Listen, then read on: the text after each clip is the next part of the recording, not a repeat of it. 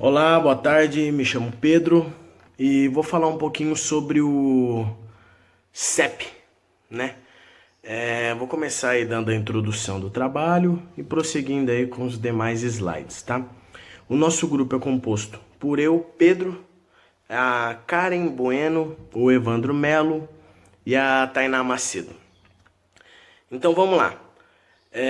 Para atingir para atingir a excelência no mercado global em meio da concorrência, as empresas têm adotado técnicas diferenciadas para a obtenção dos melhores resultados no processo. Com isso, além de atender às exigências dos órgãos fiscalizadores, as empresas poderão diminuir custo de fabricação, aumentando seus lucros e sua capacidade competitiva. Então, só dando um resumo para a gente conseguir entender bastante o que é a carta CEP, acredito eu que seja assim, a Kodak. Vamos usar um exemplo da empresa Kodak. É uma empresa muito forte no ramo de imagem, de fotografia e assim, toda a especialização dela era diretamente somente nesse ramo. E com o passar do tempo, tivemos aí TechPix, Sony, Samsung, um monte de empresa trabalhando no mesmo ramo. Aí eu pergunto a vocês, qual hoje seria mais fácil? A Kodak, que é o filme, né? E você tem que tirar 10 fotos para ver se uma tá boa ou tá com luz, alguma coisa do tipo.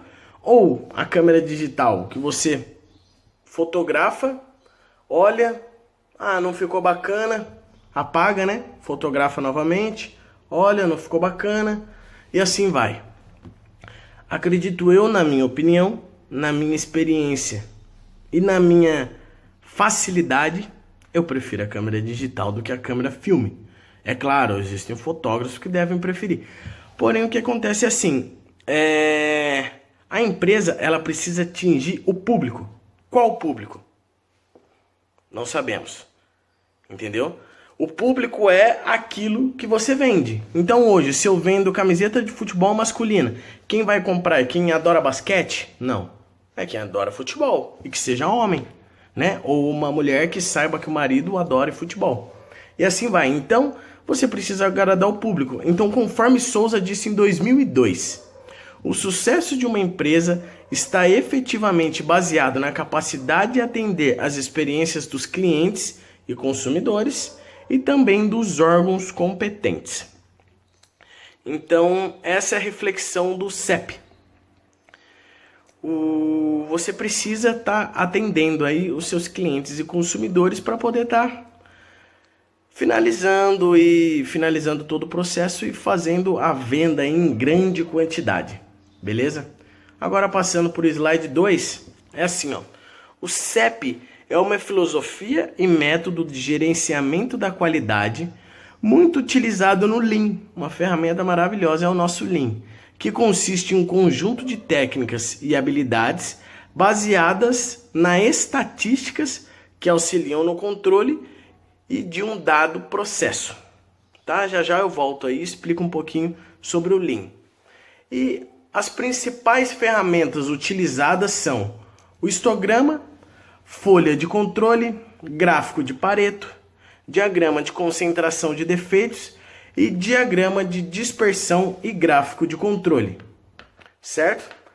E agora eu vou falar um pouquinho para vocês sobre o Lean, né? Vou dar uma introdução. O que é o Lean? Simples, rápido. Lean é uma filosofia de gestão inspirada em práticas e resultados do sistema Toyota. Um dos maiores sistemas aí de fabricação e produção, manufatura, né? O Lean Manufacturing. Pessoal, muito obrigado. Tudo bem? Meu nome é Evandro. Vou falar um pouco sobre o gráfico de controle. Pois bem, o gráfico de controle é a principal ferramenta do SAP. Ela verifica se o processo apresenta um desempenho estável ou previsível. Também ela identifica desvios de parâmetro representativo do processo, por meio de medições de variáveis de interesse de pontos espaçados no tempo, permitindo também uma investigação, detalhada dos pontos críticos de controle. E também ela identifica possíveis não conformidades, sinalizando suas possíveis fontes.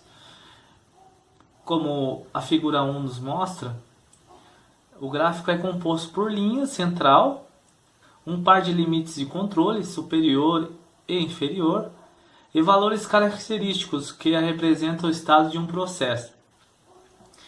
Nessa forma, se todos os valores estiverem dentro do limite de controle de modo aleatório, sem apresentar tendência, o processo é considerado sob controle.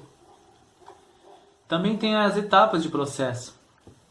Ela identifica se o processo crítico. Pois bem, algumas ferramentas utilizadas, fluxograma, CIPOC e folhas de verificação como auxílio.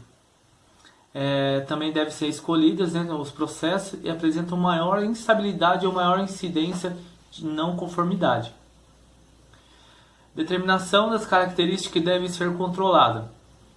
Bom, algumas ferramentas utilizadas sobre essa etapa, ferramentas como o diagrama de Pareto, diagrama de causa e efeito, FEMEA. Então, após definidas as características a serem controladas, é possível determinar qual o gráfico de controle mais apropriado por monitorá-las. O análise de performance sistema de medição. Sistema de medição do processo, ela identifica o grau de confiabilidade desses. Pois bem, algumas ferramentas, MSA, é uma metodologia estatística, é desenvolvida para analisar o comportamento de sistema de medição. Dessa forma, os sistemas são avaliados quanto à estabilidade e tendência.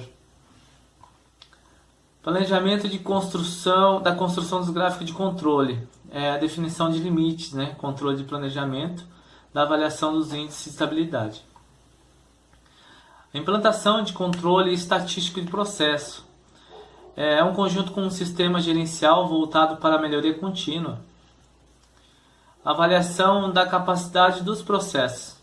Deve-se avaliar se o processo estável é capaz de atender às especificações características da qualidade, que são relevantes para os clientes. Monitoramento de processos, para qual seja possível identificar qual é o impacto desse processo. A execução e ações, algumas ferramentas muito importantes, também como brainstorms, plano de ação, 5W2H, entre outras ferramentas que auxiliam muito nesse processo, nessa etapa. Também falaremos sobre os benefícios. Benefícios como detecção rápidas de alterações no parâmetro. Permite a tomada de decisão ágil. Redução de custos de produção e má qualidade. Também a redução de variabilidade dos processos. Ela permite maior conhecimento sobre o processo, consequentemente sua manutenção. Aumento da qualidade intrínseca, produtividade. A confiabilidade, Permite um controle eficaz da qualidade, tempo real. Utiliza ferramentas simples a serem elaboradas.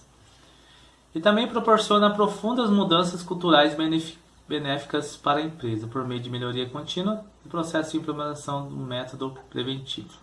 Ok? Obrigado aí. Olá, meu nome é Tainá. Nosso estudo de caso escolhido foi de um processo de enchimento de botijão de gás, onde foi identificado que a principal característica a ser controlada sobre o ponto de vista do cliente é o peso do botijão. Eles gostariam de receber o botijão com o peso correto. Então, foi utilizado o diagrama de Pareto para definir que o processo de enchimento deveria ser controlado e aprimorado para garantir essa exigência do nosso cliente. Então, foi realizado o mapeamento de macroprocesso da empresa. Por meio de discussão dos envolvidos, foi construído o diagrama de causas e efeitos. Avaliaram-se também o sistema de medição. Os envolvidos no processo foi treinados tanto na prática quanto na teoria. E também foi assim que foi elaborado uma matriz de ações corretivas e preventivas para o CEP. Como podemos identificar, essa matriz mostra para nós a causa provável, o tipo de conformidade, o responsável, ação corretiva e a ação preventiva. Um exemplo é a sujeira na base da balança. Então, o tipo de conformidade, o processo, responsável, produção, ação corretiva, limpar a base da balança e ação preventiva, verificar periodicamente as condições da base da balança. Olá, meu nome é Karen e eu vou falar sobre os resultados implantados pelo CEP. Redução de 40% na variabilidade do processo, aumento de 83% na capacidade do processo em produzir botijões, conforme as metas da organização, redução de 95% dos botijões não conformes, eliminação de desperdício e fortalecimento do conceito de manutenção preventiva. Resultado nas pessoas pelo CEP. Quebra de alguns paradigmas em relação ao processo de amostragem no controle de qualidade, como a falsa necessidade de inspeção 100%, motivação dos operadores treinados, maior comprometimento dos operadores pelos fatos de passarem a poder decidir sobre o processo e maior interação entre as áreas em busca de melhores resultados para a companhia. Conclusão.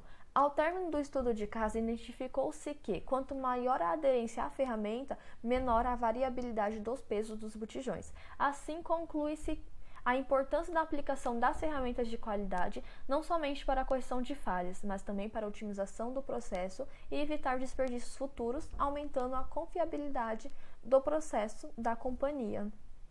Obrigada pela atenção. Até mais.